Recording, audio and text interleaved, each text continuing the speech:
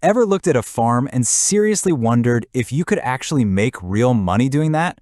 Well, today we're diving into a business plan that says yes, you absolutely can, specifically with pig farming. We're going to break down the blueprint for turning a pig operation into a highly profitable business. So let's get right into it.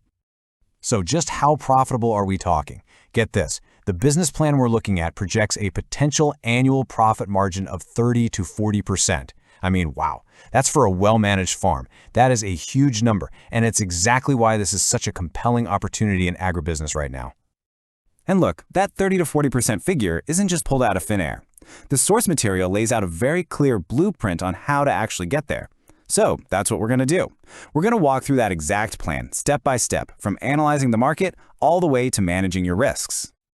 Okay, so first things first, we have to ask the big question. Why pigs? And why now? What's actually happening in the market that creates this profitable promise in the first place? It all boils down to one word: demand. The global pork market is just growing. It's the most eaten meat in a ton of different regions. And as more people move into cities, that demand just keeps going up. But here is the real kicker, the key insight from our source. There just aren't enough large-scale, efficient farms to keep up. And that is the gap in the market. That's the opportunity this whole plan is designed to fill. So the opportunity is definitely there, but how do you actually capitalize on it? That brings us to the farming blueprint itself. These are the big foundational decisions you've got to make before a single pig ever sets foot on your property. And the very first question you have to ask yourself is probably the most critical one of all. What kind of farm are you going to run? I mean, seriously, your answer to this shapes everything. Your entire business model, how much cash you'll need to start, and ultimately your whole path to making a profit. Basically, you've got two main options here. First is a breeding farm. Your entire job is producing piglets to sell to other farmers. This is kind of a long-term game, and it means you need top-quality sows and boars. The second model is a fattening farm. In this case, you buy young pigs and just raise them up to market weight. The biggest difference? Fattening farms have a much faster turnover. We're talking just 5 or 6 months per batch. Then, of course, there's the third way to go, the integrated farm. And it's pretty much what it sounds like. You do both. You breed your own piglets and you fatten them up for market. Now, it's definitely going to cost more to set up, but it gives you total control over your entire production line. And the business plan is crystal clear on this. If you're looking for the highest long-term profits, this integrated approach is the one. Okay, so you've picked your business model. Now it's time to focus on the stars of the show, the pigs themselves, because raising the right pig is absolutely crucial. The breed you choose and what you feed them directly impacts your bottom line in a huge way. When it comes to producing meat, the business plan highlights 3 standout breeds. You've got the large whites, which is a great all-around performer that grows really fast. Then there's the Landrace, famous for its long body and those lean cuts of meat. And finally, if you're aiming for that premium high-end market, you've got the Duroc. It's prized for its marbling, the fat that creates that incredibly flavorful top-shelf pork.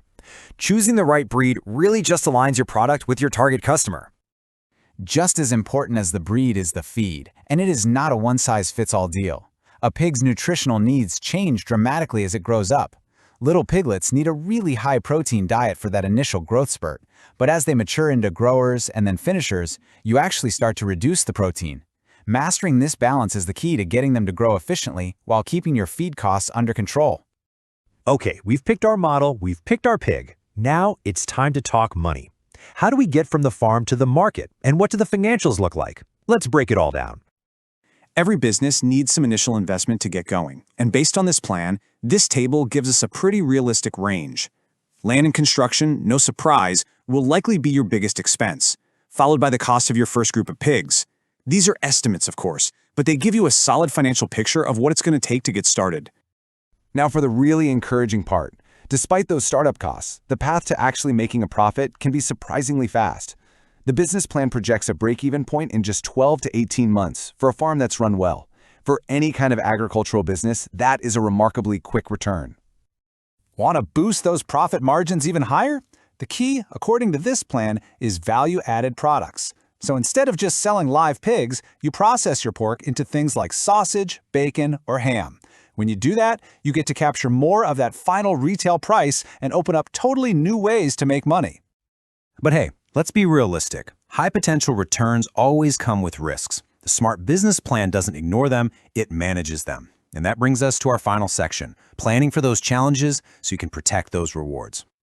The business plan puts 3 major risks right on the radar. First, disease outbreaks, which can be absolutely devastating. Second, feed prices bouncing all over the place, which can cripple your biggest operational cost. And third, sudden drops in the market price for pork, which directly hits your revenue.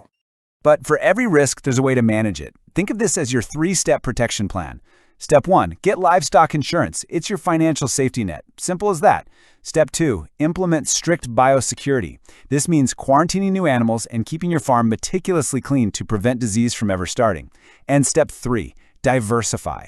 Running an integrated farm, for example, protects you from price drops in any one single part of the market.